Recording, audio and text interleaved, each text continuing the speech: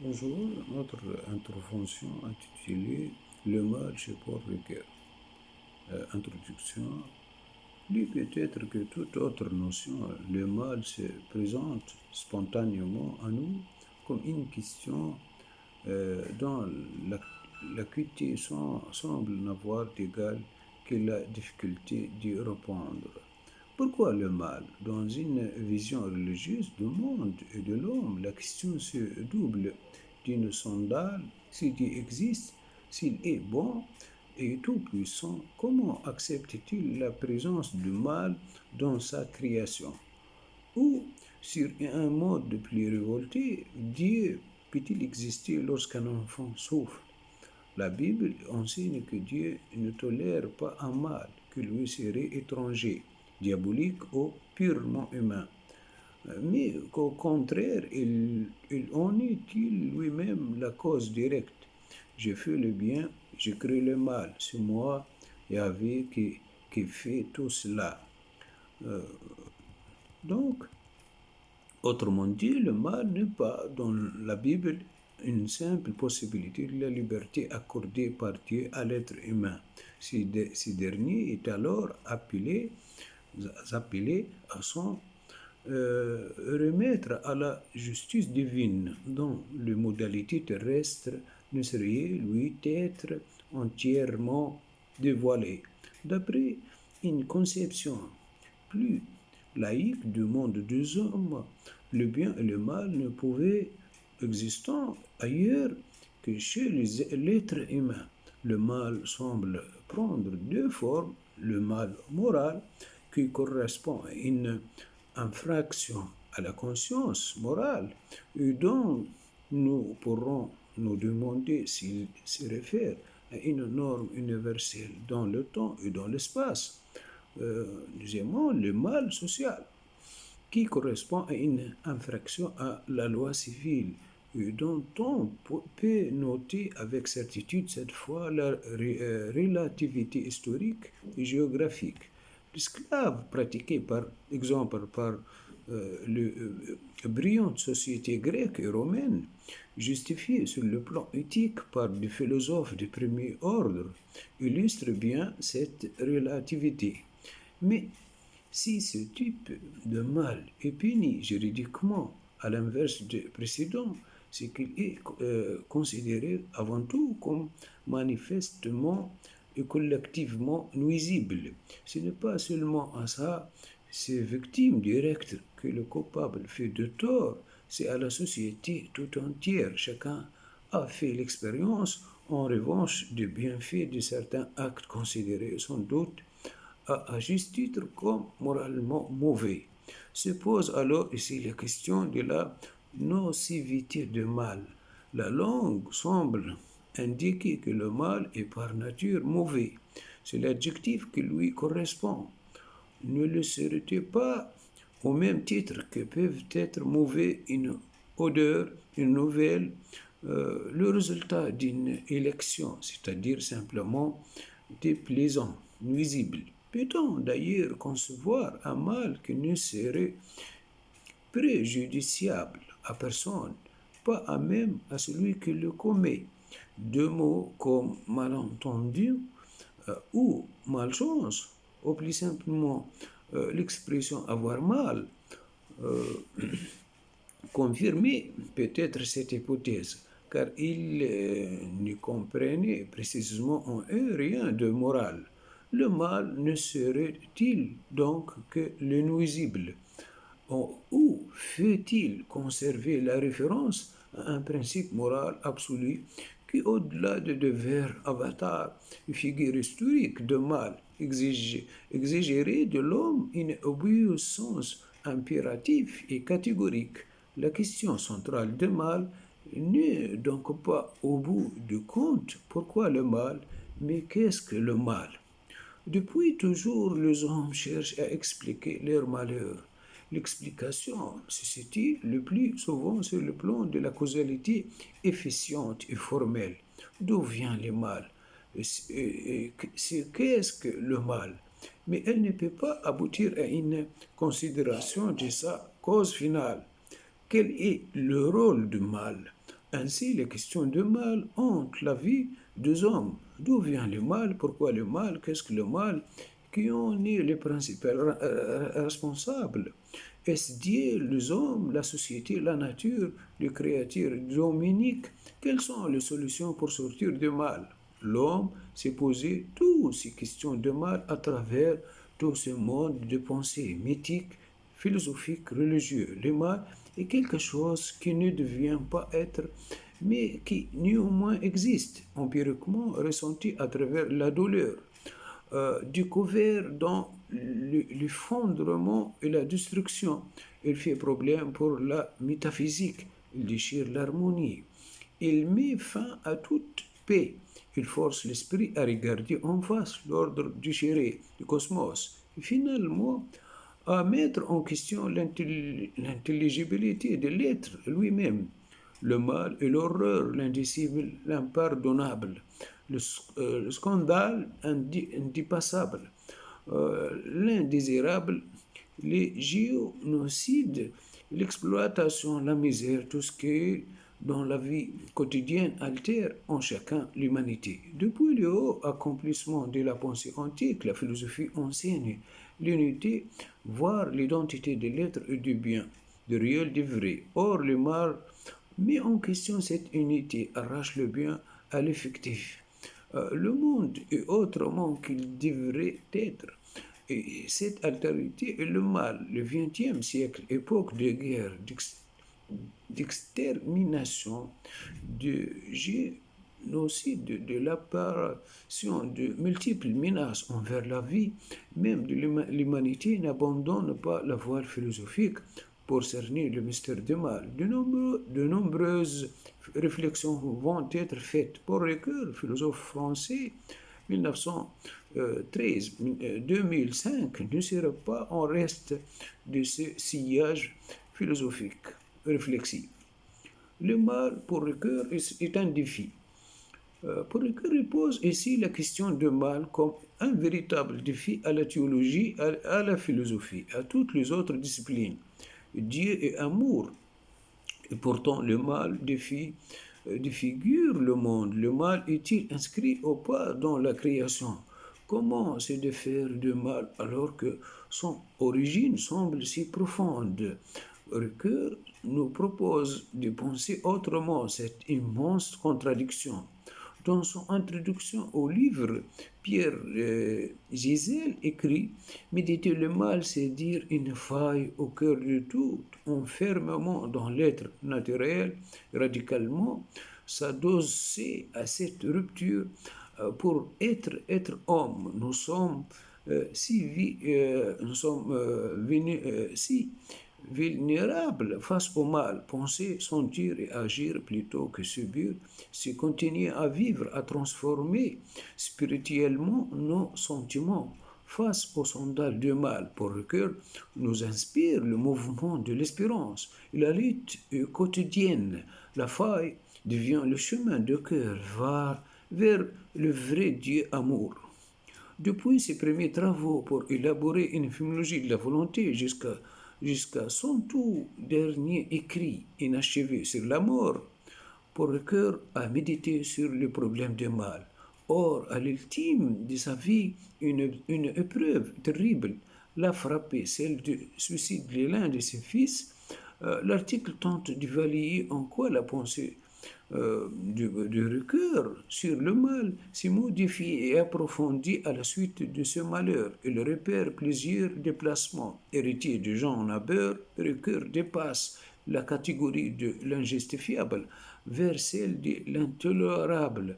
Ami critique de Manuel Villevinas, il affirme la nécessité de ne pas déposséder le sujet atteint par l'intégrable de mal, de son initiative et de sa capacité d'attestation de soi. Enfin, admirateur de Kant et lecteur de Psaumes, il révolte retrouve au fondement ultime de toute nécessaire estime de soi, les deux limites d'une bonté radicale décriée et la catégorie d'une espérance en dépit de face à l'inscrutable. D'où vient le mal? D'où vient que nous fassions le mal? Chez Paul Ricoeur, méditer le mal, c'est dire une faille, car la liberté de l'homme est sommée à exister devant le mal. Ce petit texte ici d'une conférence donnée à Lausanne en 1985 compte de l'immense œuvre de ce philosophe qui se dit pas théologien, mais dont la pensée fait volontiers quelques cousinages avec certains aspects du protestantisme.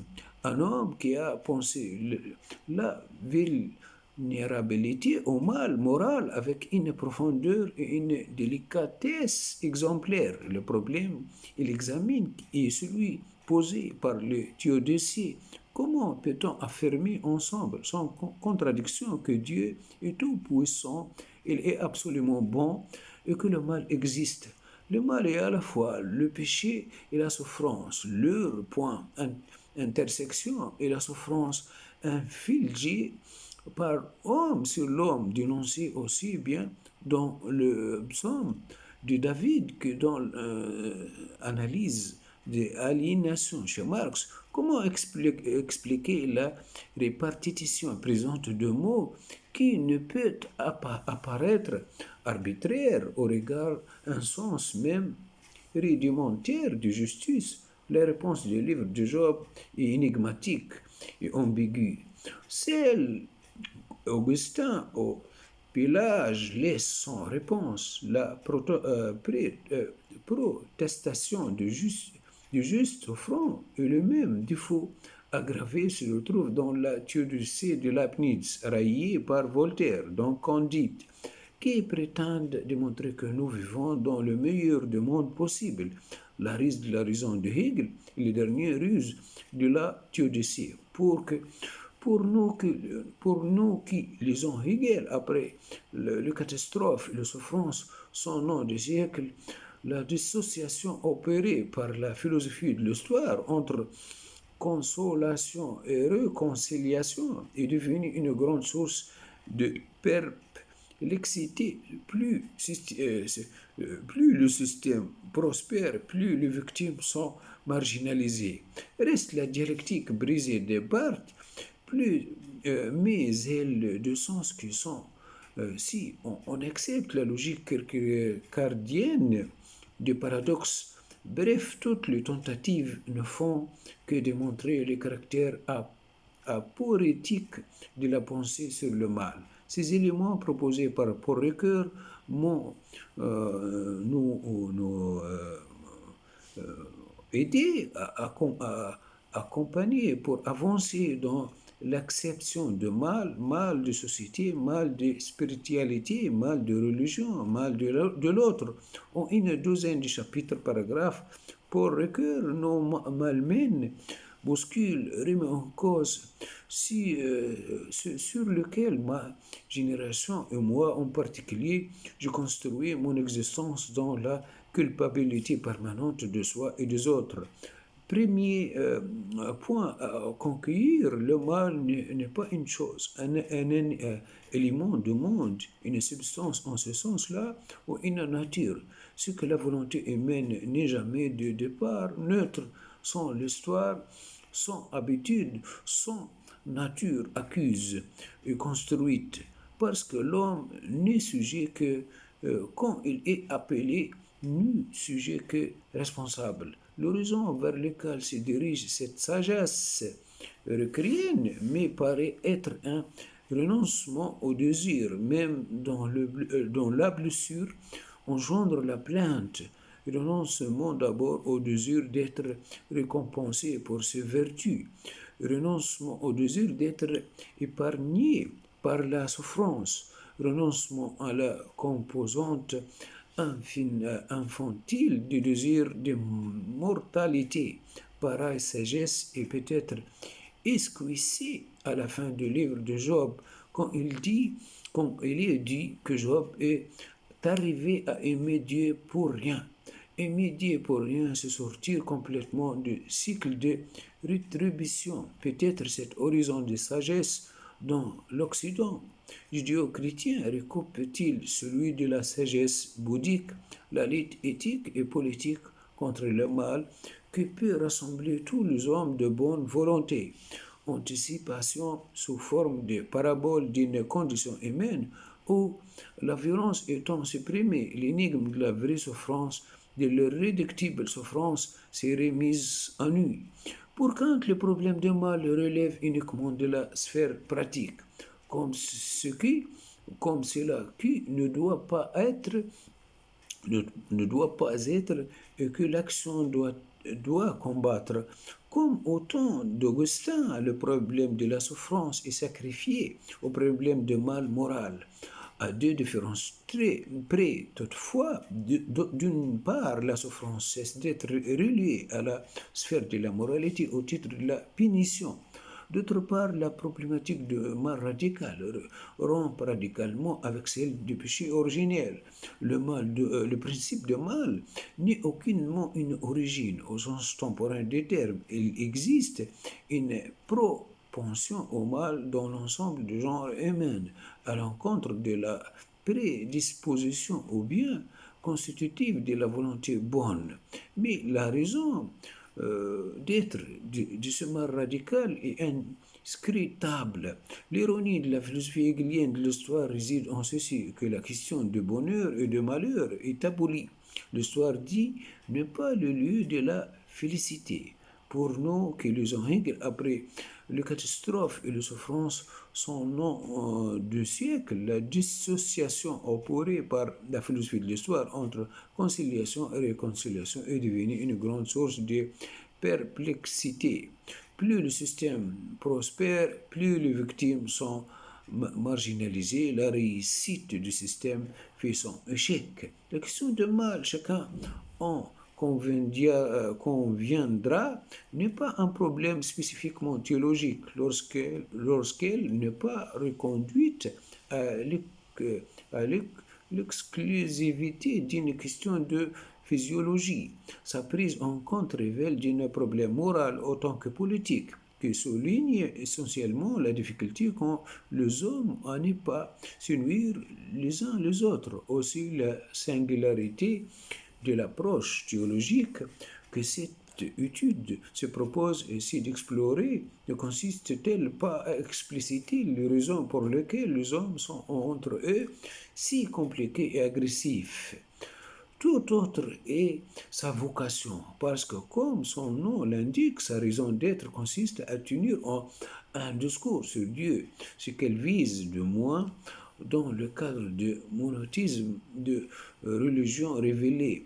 C'est d'abord à comprendre le rapport que le Créateur entretient avec la réalité humaine du mal. Dieu crée les hommes subissent et font le mal pour que lors d'une conférence prononcée en 1985 à l'Université de Lausanne, a clairement et simplement résumé le problème. Dieu est tout-puissant, Dieu est absolument bon, pourtant le mal existe. Si les théodicées ne sont plus acceptables, c'est donc en raison de leur faux témoignage, convoquant Dieu dans un processus de justification. Elles ne font qu'ironiquement obscurcir le problème et produisaient une délégitimation de la croyance religieuse. En effet, une justification afin d'être convaincante doit pouvoir être rationnelle. Or, d'une part, la croyance en Dieu n'est pas un acte de raison, mais de foi, et d'autre part, la logique de mal relève tout autant d'une passion réfléchie, pulsionnelle, que d'un calcul des intérêts. En cela, la reconnaissance de l'injustifiable irréductibilité du mal signifie qu'il n'y a pas de théodicée rationnelle. Mais cela signifie-t-il de lors la fin de toute analyse théologique, un temps soit peu rationnel de mal, ou cela ne doit-il pas plutôt engager le théologien et probablement le philosophe lui-même, comme Ricoeur avait pu le signifier dans sa conférence de 1985. Allez penser autrement. Euh, Maintenant, la deuxième partie, le symbolique du mal. Pensez le rapport au mal autrement qu'en termes de justification, tel est peut-être bien ce que propose le récit biblique lorsque de la jeunesse il raconte une histoire qui s'efforce simplement d'en rendre compte. Celui-ci est même si promptement intégré à l'histoire de l'homme qu'on peut le croire depuis toujours déjà présent. Ainsi, le récit de la création est-il à peine achevé que les épreuves du mal s'enchaînaient. C'est le récit de la chute du meurtre d'Abel par Caïn, de constat par Yahvé de la méchanceté de l'homme. Mentionner le mal en le relatant n'est certes pas le penser. En cela, une telle parole ne peut pleinement satisfaire l'exigence philosophique, laquelle est née du désir de substituer l'explication au seul reçu, la raison à la seule croyance, mais tel n'est pas le propos de la Bible. Aussi, lorsqu'il s'agit de penser le rapport de Dieu au mal, il convient de commencer par accorder crédit, sinon à ce que dit le texte religieux, de moins à la façon dont il le dit, c'est-à-dire à son mode d'énonciation. Or, ce qui s'énonce ici à propos du mal est tendu entre ces deux extrêmes que sont l'origine et l'excatologie, soit entre une logique en laquelle dans le récit, l'existence d'un mal est factuellement constatée, et une logique en laquelle, dans l'espérance, elle est religieusement pardonnée, sachant que ces deux pôles sont indissociables l'un de l'autre. En effet, de même que le pardon comme le rachat n'ont de sens que s'il y a quelque chose à pardonner, à racheter. De même, la mention d'une faute originelle requiert l'espérance du salut, faute de quoi l'absurdité le dispute à la désespérance. Or, penser le tout, y compris le mal, entre création et rachat, tel est précisément ce à quoi s'attache le récit biblique en relatant l'histoire immémoriale de mal, physique comme moral, en l'exposant au sein de la Genèse. Le récit mythologique de la Bible donne sens à la cruelle facticité de son évidence.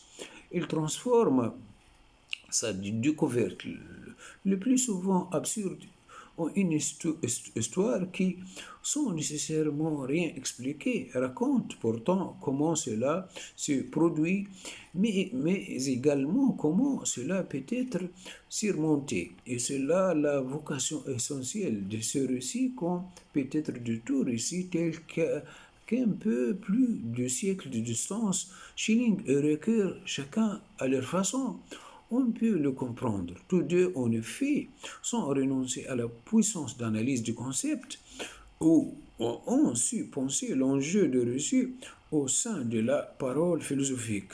L'un afin de concevoir en une philosophie alors nommée positive l'existence de Dieu sans avoir à l'éprouver. L'autre afin de comprendre comment des processus de légitimation peuvent être proposés lors même de l'objet auquel on se rapporte n'a rien de rationnel. Aussi, au sein d'un tel processus, le reçu vient-il se substituer à une rationalité défiante, sans toutefois pour pouvoir remplir la même fonction. En effet, ce qui est ici certain, c'est que le mal existe, que nous en souffrons et qu'il nous est difficile de ne pas le propager.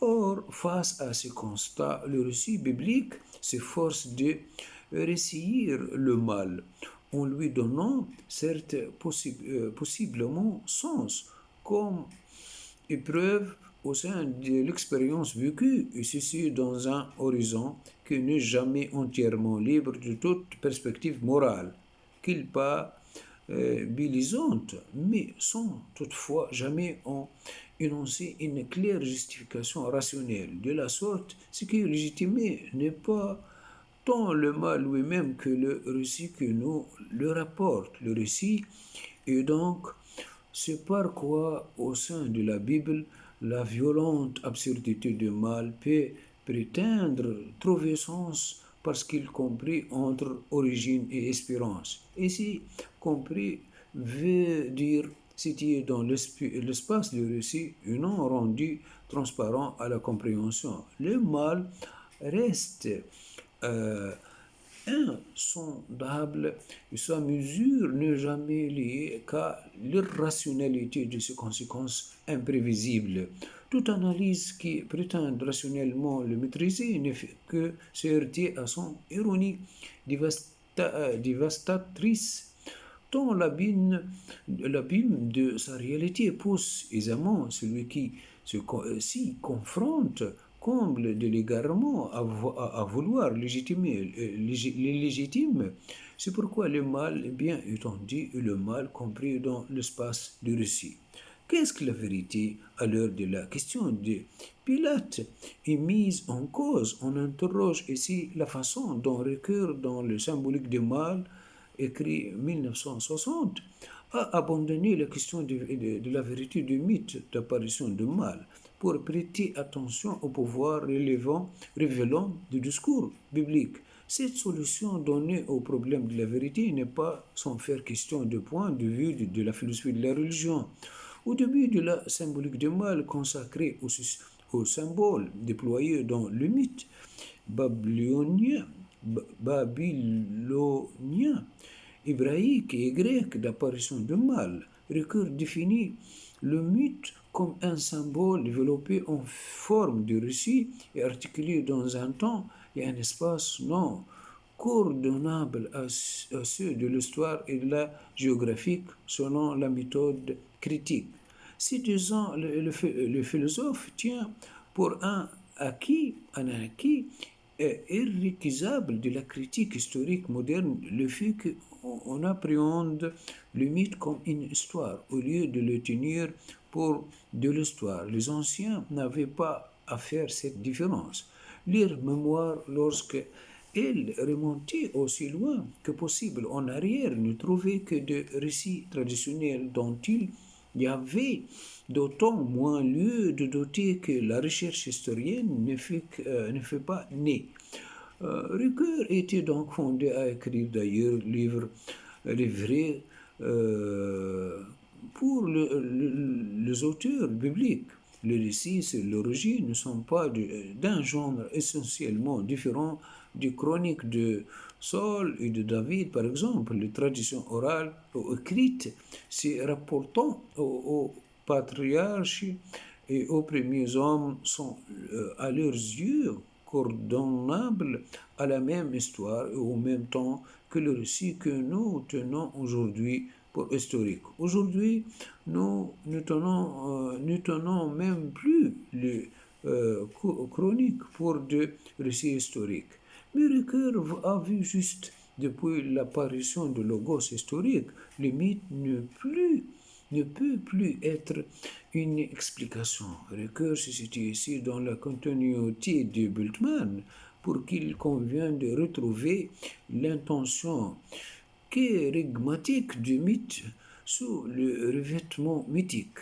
Démythisation et démythologisation sont les deux faces d'un même processus moderne. La première condamne et dénonce le mythe comme pseudo-savoir lié à sa fonction étiologique, la seconde étant le retrouver comme mythos, c'est-à-dire comme pouvoir relevant, c'est qu'on fait une nouvelle prépétide de logos, et non un simulacre de rationalité. Pour Ricoeur, le mythe est en effet révélant en vertu de ses ressources narrative propre. Grâce au mythe du commencement, l'humanité est englobée dans une histoire exemplaire par le biais de personnages paradigmatiques.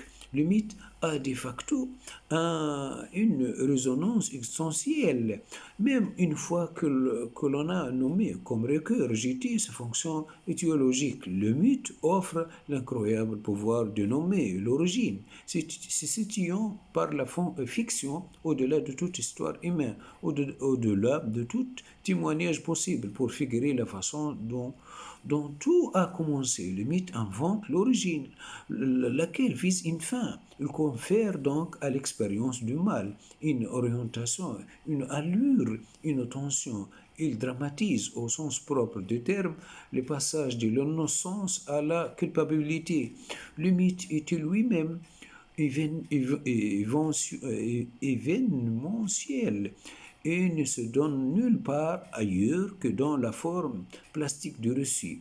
La plénitude que le mythe vise symboliquement est instaurée, perdue et restaurée dangereusement, douloureusement. Ricoeur n'ose pas le dire aussi purement, mais tout conduit son lecteur à penser que le mythe invente une intrigue où le mal est ce qui arrive à des personnages fictifs symbolisant notre humanité. Cette invention d'une intrigue s'est faite à chaque fois en fonction des ressources symboliques disponibles.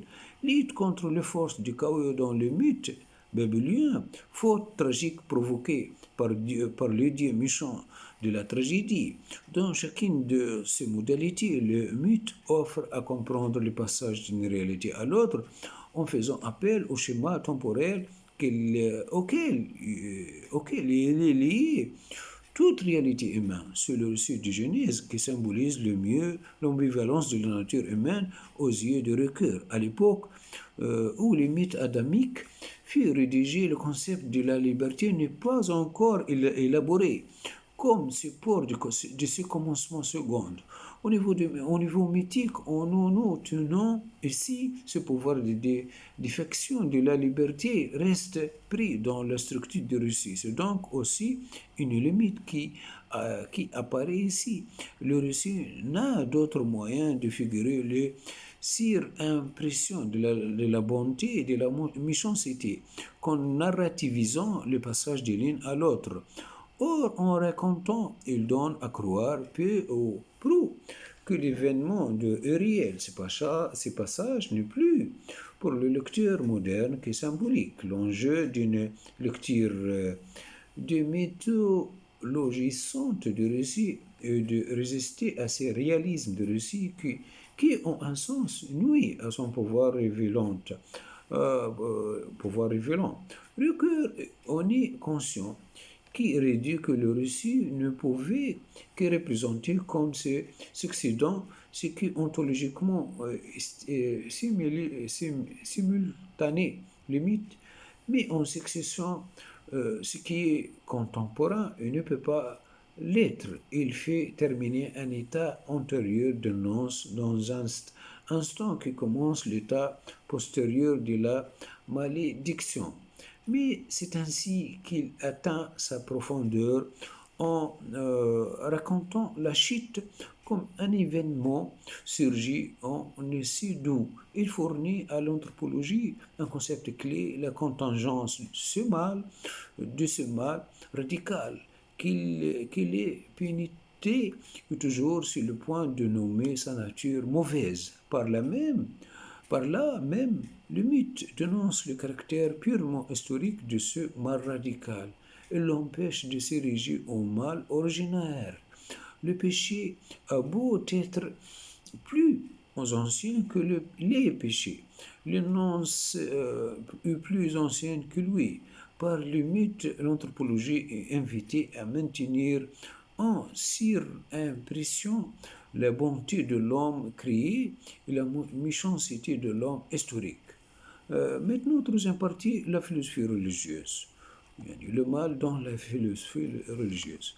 Pour Ricoeur, une approche philosophique de la religion exige d'être sutillée, selon Paul Ricoeur, de donner à un tel symbole un rang piément au vu de son efficacité propre, de son pouvoir de révélation. On voit que la position du philosophe est ambivalente. D'un côté, le philosophe n'affirme plus la vérité de la révélation biblique, proclamant le don gracieux du salut, contrairement à la philosophie de Gabriel Marcel, dont il a reconnu qu'elle croit sur un terrain préparé par la révélation. La philosophie du recueil délaisse la reconnaissance directe d'un quelque révélation que ce soit pour ne plus considérer que l'efficience du symbole biblique, leur caractère révélant, mais d'un autre côté, son herméneutique philosophique se situe toujours dans la logique de la libération de la liberté. Elle crédite le symbole biblique d'un pouvoir particulier de détection, de révélation. Cette conviction est-elle une atténuation de la croyance première en leur caractère révélé? On peut en tout cas estimer que la recherche de vérification existentielle revient paradoxalement à mettre entre parenthèses l'affirmation de la vérité du mythe symboles bibliques pour mieux rechercher les preuves de leur efficience symbolique pour l'interprétation existentielle du sujet moderne. Euh, je, je pense, selon Paul Ricoeur, je pense n'avoir offert à mes lecteurs que des arguments qui n'engageaient pas la position du lecteur à l'égard de la foi biblique. On observe que cet ascétisme de l'argument qui manque, je crois, toute mon œuvre philosophique conduit à une philosophie dont la nomination effective de Dieu en tant que question philosophique reste elle-même tenue dans un suspense qu'on peut dire agnostique, cité par Ricoeur dans soi-même comme un autre. Ainsi, pour Ricoeur revendique-t-il dans son ouvrage, soi-même comme un autre, l'autonomie du discours philosophique par rapport à son engagement personnel de croyance.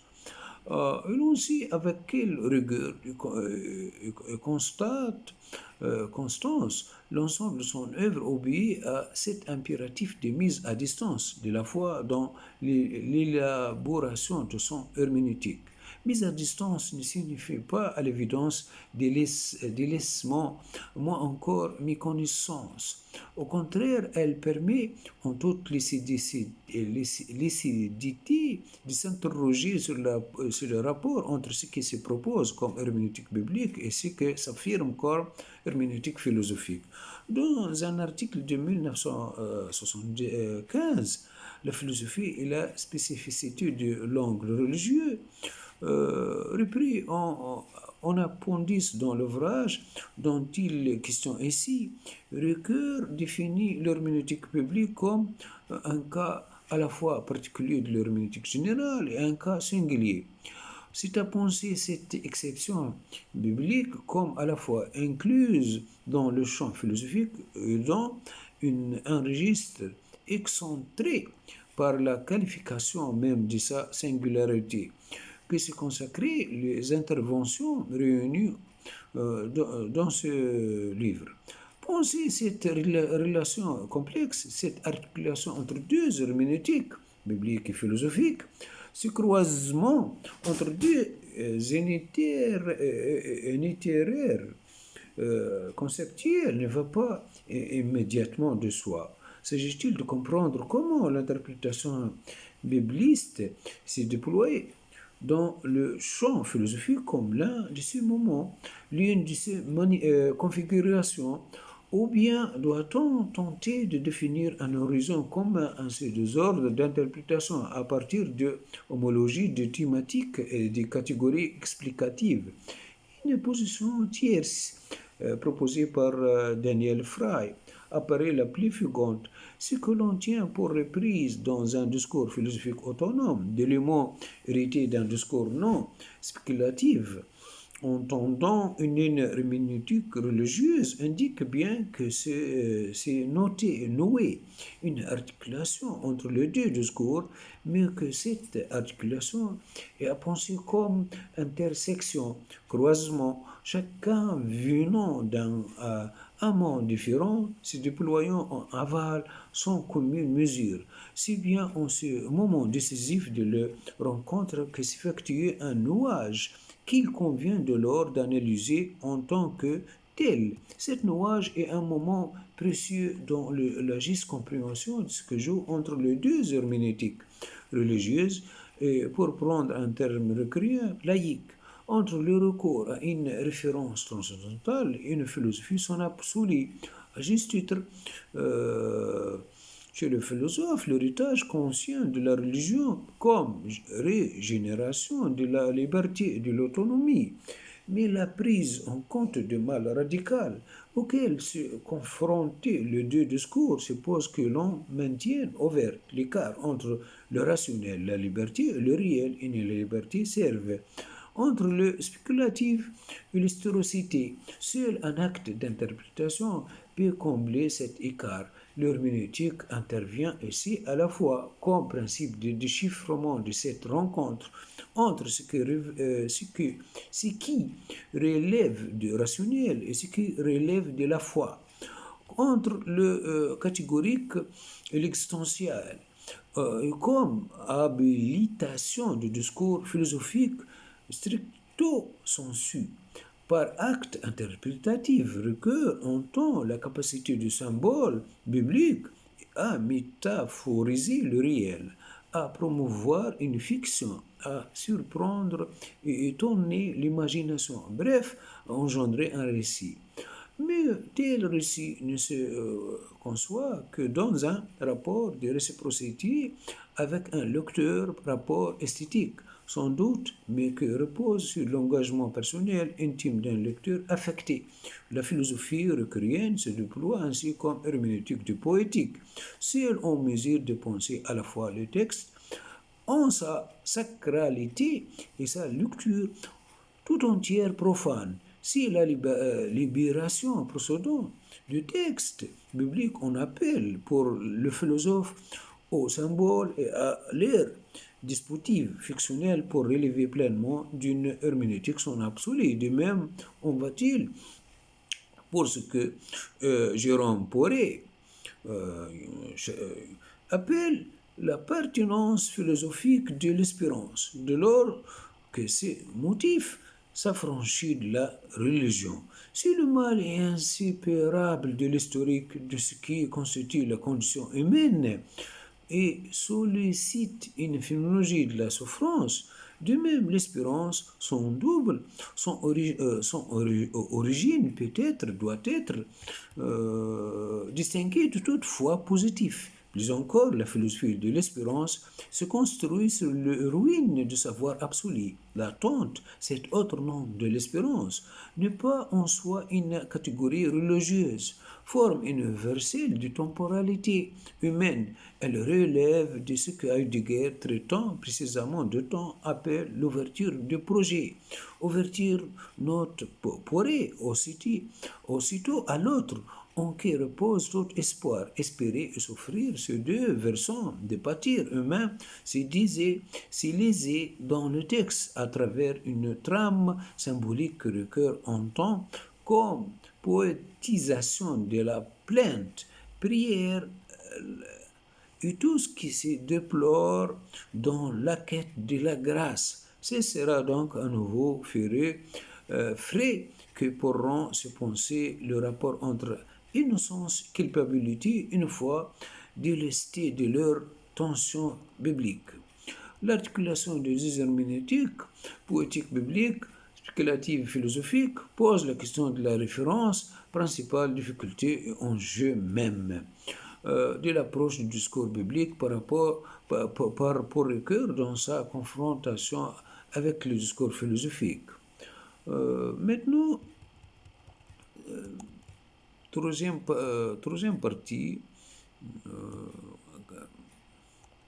on peut, on peut passer maintenant à conclusion. On peut passer à conclusion. L'herméneutique de recueil se distingue de l'exégèse en ce qu'il refuse de s'enfermer dans l'identité. Fut-elle instable de termes et de verbes, mais par au contraire de déplacement et d'inversion. Comment la Genèse pose ainsi que d'emblée, si l'on peut dire, ça commence mal, qu'on ne peut identifier l'événement qui actualisait le mal, que l'homme faillible n'est pas l'homme déchu, qu'il n'a pas d'original livré directement, qui autorisait de penser la distinction entre grandeur et culpabilité, toujours mêlée en l'homme même. Le récit adamique a bien y regardé, ont déployé ces lignes de fuite, invité à multiplier le commencement, tout au commencement se tient à la jointure entre histoire primordiale et histoire datée ou datable, mais cela ne se peut que par la mise en récit et en image de ce sceau qui permet de penser à la fois l'innocence de l'homme et le mal comme possible de la liberté et qui dispose le mal. Ce sont dans au principe de l'autonomie de l'homme. L'innocence serait alors de l'après-coup du mal, et comme son oubli, son nettoyage, recœur met sans cesse en mouvement les textes bibliques, leur polyphonie, leurs apories, leurs extravagances, pour mieux en discerner les charges philosophiques.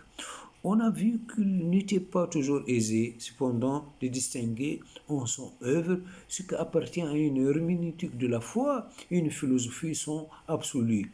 Peut-être cela tient paradoxalement à la proposition d'une dialectique textuelle qui n'aurait pas été assumée jusqu'au bout. Ricoeur note en effet dans son intervention que l'oubli de la référence que le philosophe ne pouvait méconnaître pourrait signifier une difficulté à penser le rapport entre ce qui est ressorti de la philosophie et ce qui relève de l'herméneutique biblique. Autrement dit, le dialogisme constitutif de l'événement d'écriture et de l'acte de lecture, si l'on en libère toutes les incidences pourraient rabattre l'un sur l'autre les deux discours que ne trouvaient plus alors raison de leur séparation. Il est cependant, semble-t-il, une différence capitale entre les deux compétences. Si Ricoeur accepte la théorie du jeu de langage, il n'en discute pas moins la thèse principale de Wittgenstein, la capitulation devant le quotidien. Ça camoufle sous la modestie apparente du travail de description. La description a pour but de ramener le langage de son usage métaphysique à son usage dans la vie ordinaire. S'il partage avec Bakhtin l'insistance sur la polyphonie des textes, il prend une lecture délivrée de la tentation de littéralisme rendu apte à entrer dans le royaume des variations fictionnelles. Mais Ricoeur semble plus aller au vif que n'est pas Bakhtin dans l'acte de lecture. Chez ces derniers configurés ont une histoire culturelle lorsqu'il se met en son intimité au centre. La traditionnalité comporte la vue d'une dette qui est fondamentalement contractée à l'égard de l'autre. La tradition, c'est hasard transformé en destin et la manque exceptionnel qui fait advenir le lecteur au cœur du texte par son expérience propre et parfois indicible de pâtir et de l'agir. Cette dette est porteuse.